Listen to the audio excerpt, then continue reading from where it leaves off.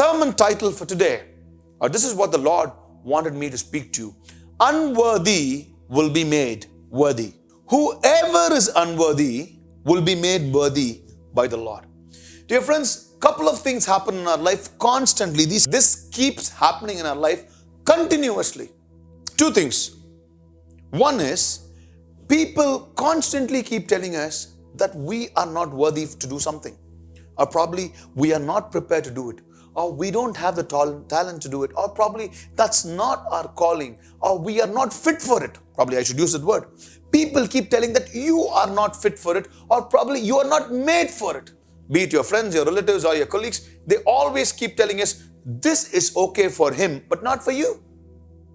That's one.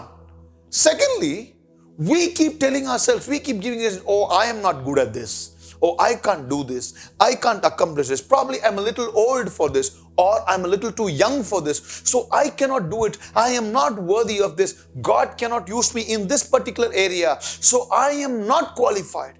Dear friends, many times we think we have to reach this benchmark for God to use us or to satisfy God. But if you read the Bible, David was a sinner. But then God calls him the man after my own heart.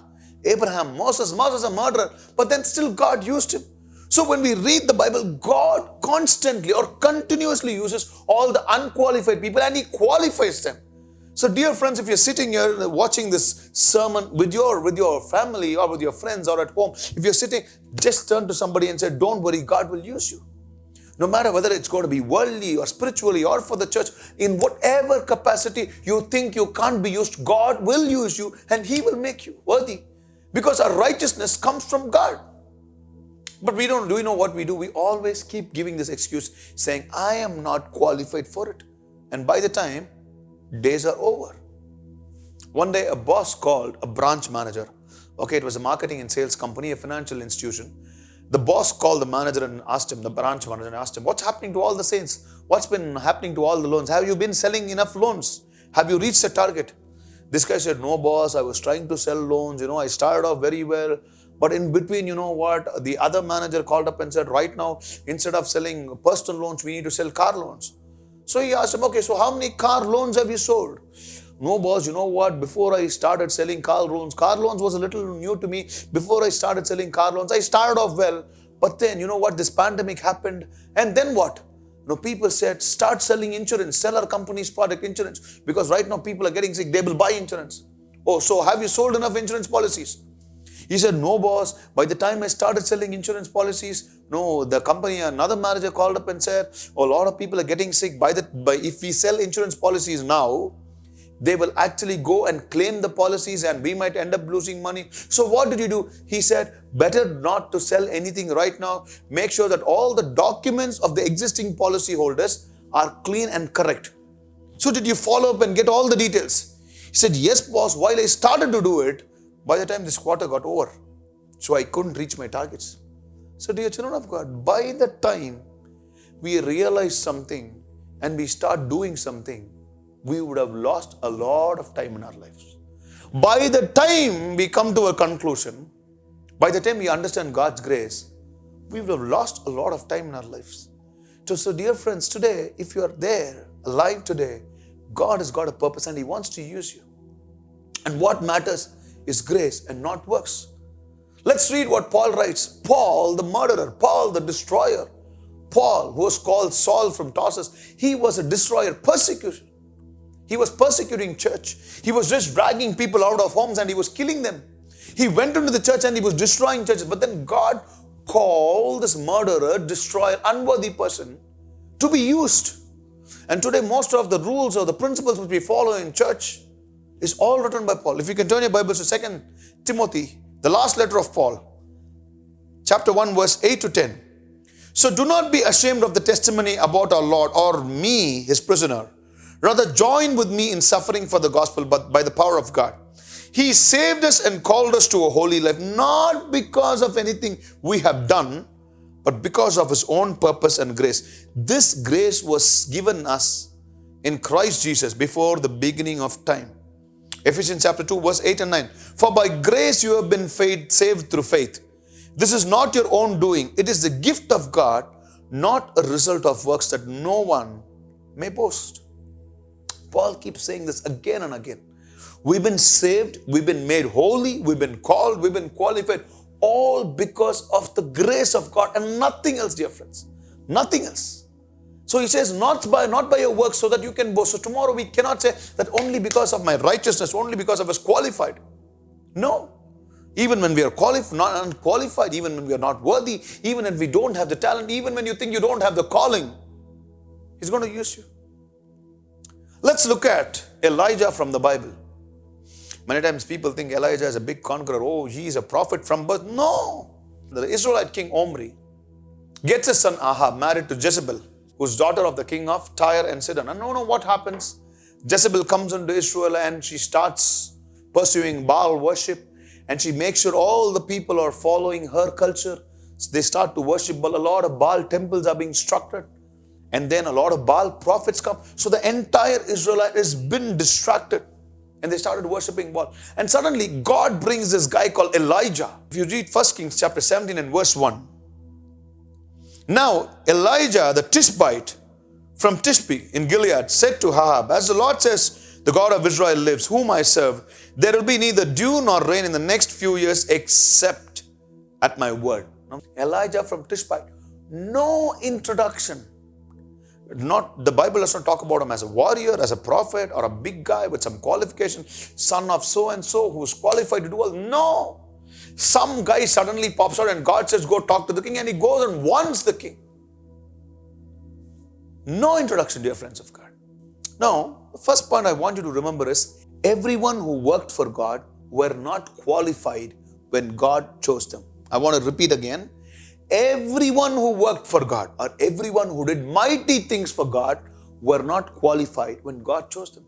When Elijah was chosen by God, he was not qualified. But then God still chose him.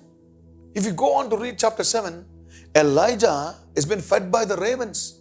Elijah goes to a widow. A miracle happens. Her house becomes rich. Her son dies. Elijah brings him back to life. Elijah has been providing. Elijah has been doing miracles. Fantastic man. But with no qualification.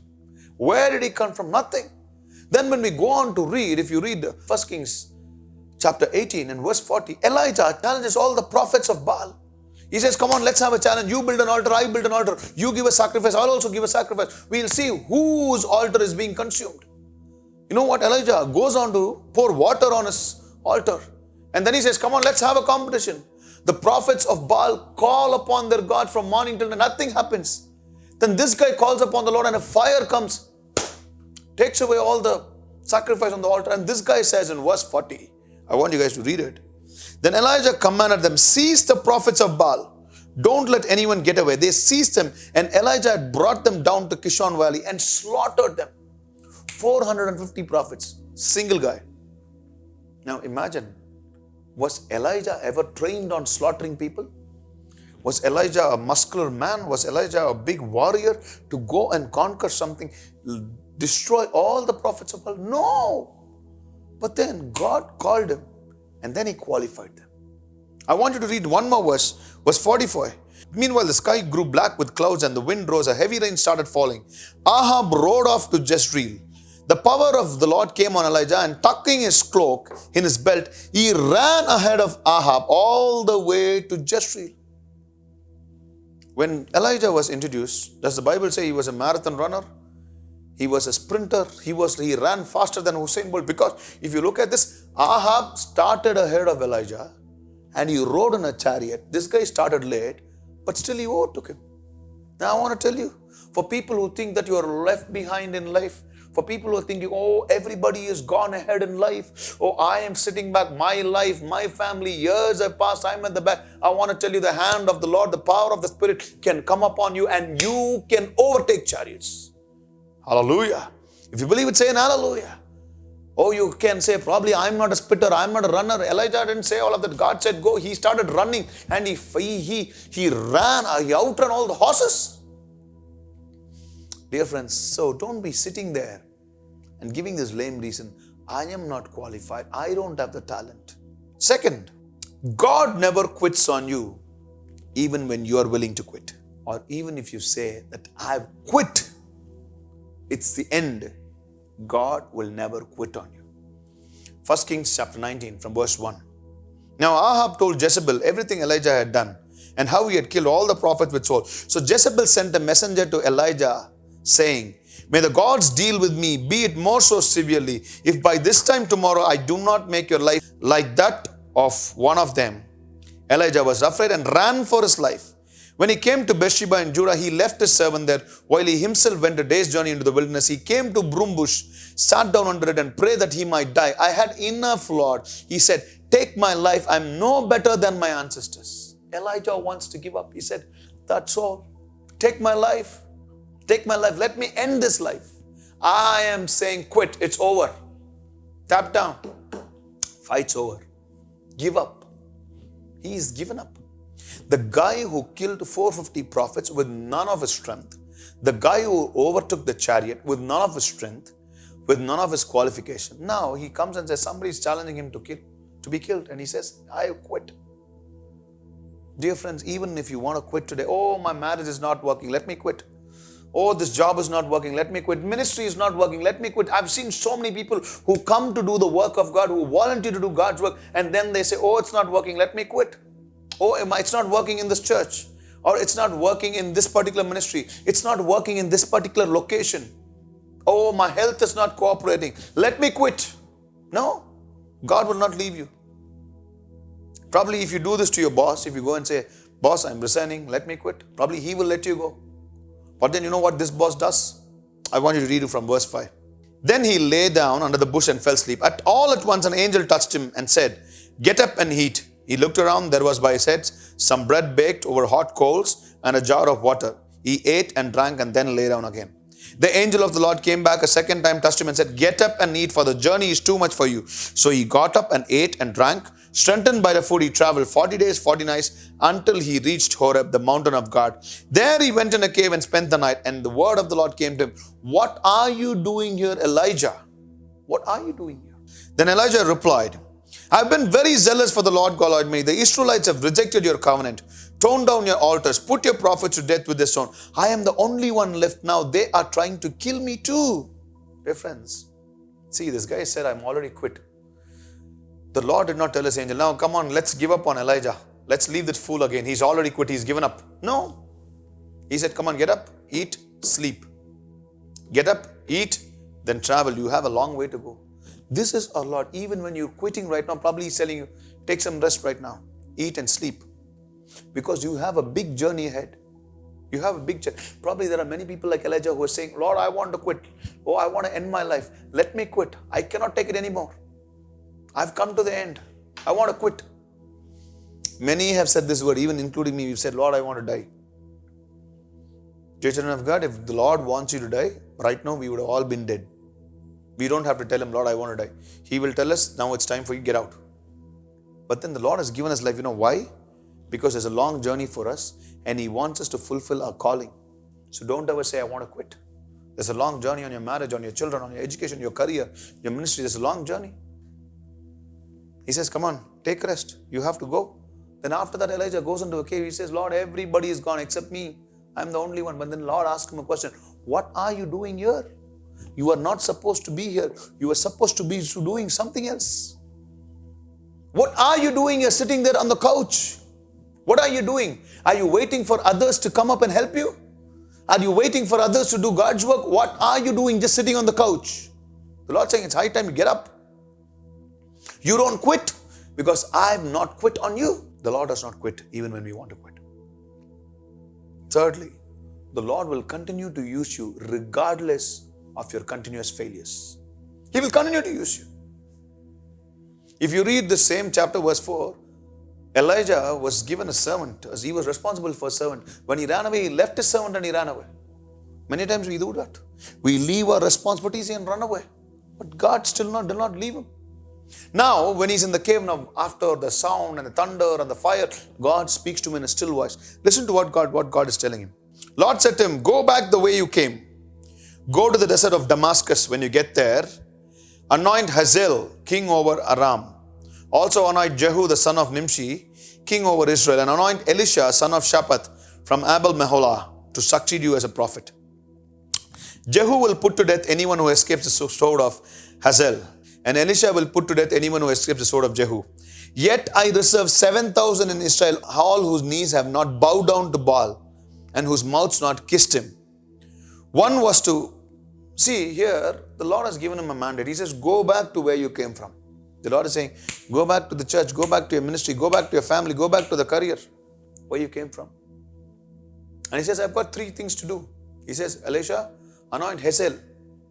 Then anoint Jehu, second thing. Thirdly, anoint Elisha in your place. But you know what Elijah did? He didn't do the first 2 things. He didn't do it, disobeyed. He straight went to Elisha and he anointed Elijah. I'll read it. So Elijah went from there, found Elisha, son of Shaphat. He was plowing with a 12 yoke of oxen, and he himself was driving the 12th pair.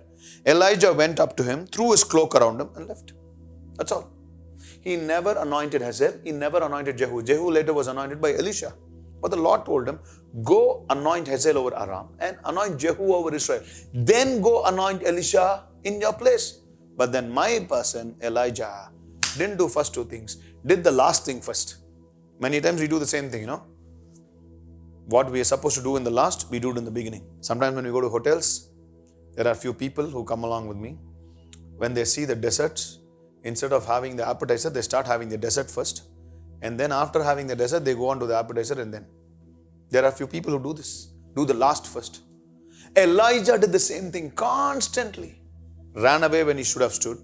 Left his servant when he should have held on to the servant. Then go anoint Hazael. No, he anointed Elisha.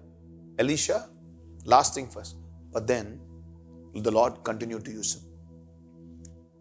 So I want to tell you, dear friends, no matter how many times you fail, no matter how many times we fall down, and no, we throw our hands in the air and give up. Oh my God, I don't want to fall down one more time. I don't want to be disappointed one more time. And no, the Lord is not going to use me. No, the Lord continues to use you amidst your continuous failures. Everybody keeps failing. So don't ever give up on that. The first point, everyone who worked for the Lord were unqualified when He chose him. Second, He does not quit on you even when you want to quit. Third, the Lord continues to use us amidst our failures. Dear friends, there were only 2 people who did not die in the Bible, and Elijah was one of them. I want to read this verse. 2 Kings chapter 2 verse 11. As they were walking along, now Elijah and Elisha are walking along. As they are walking along, talking together, suddenly a chariot of fire and horses of fire appeared and separated the 2 of them. Elijah went up to a heaven in whirlwind. Elisha saw this and cried out, my father, the chariots and the horsemen of Israel. Elisha saw him no more. They took hold of his garment and tore in 2. There were only 2 people.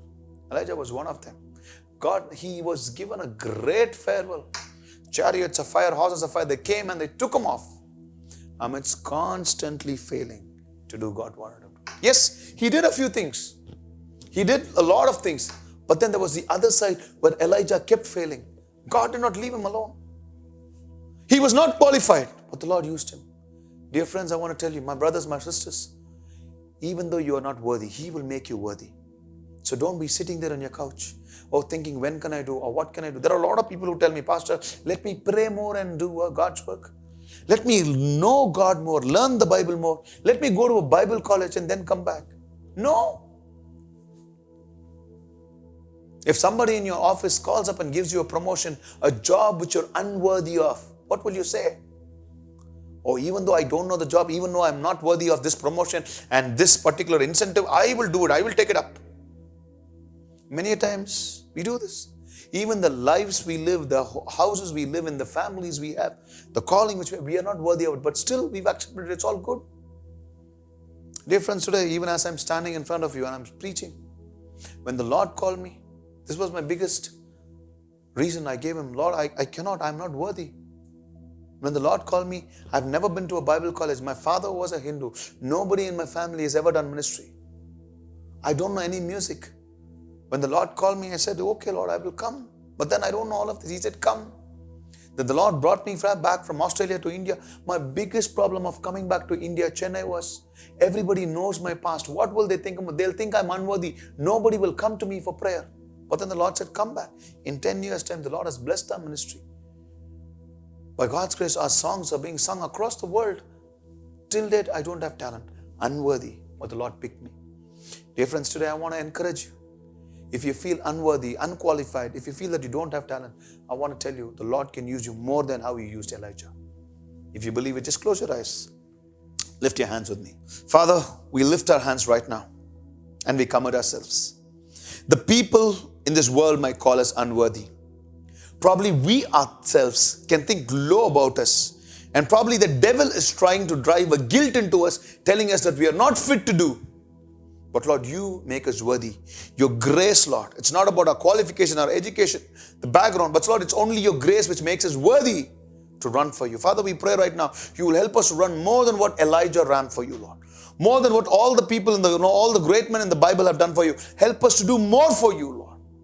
Help us not to just sit in this comfortable life and, Lord, give reasons, but help us to rise up right now, because you will make us worthy and run for you, Lord. I want to pray for everybody who's watching right now, for them and their children, Lord, that you will make us worthy, make them worthy. Continue to use us amidst all our constant failures, Lord, so that you will be glorified. In Jesus' name, amen. Amen.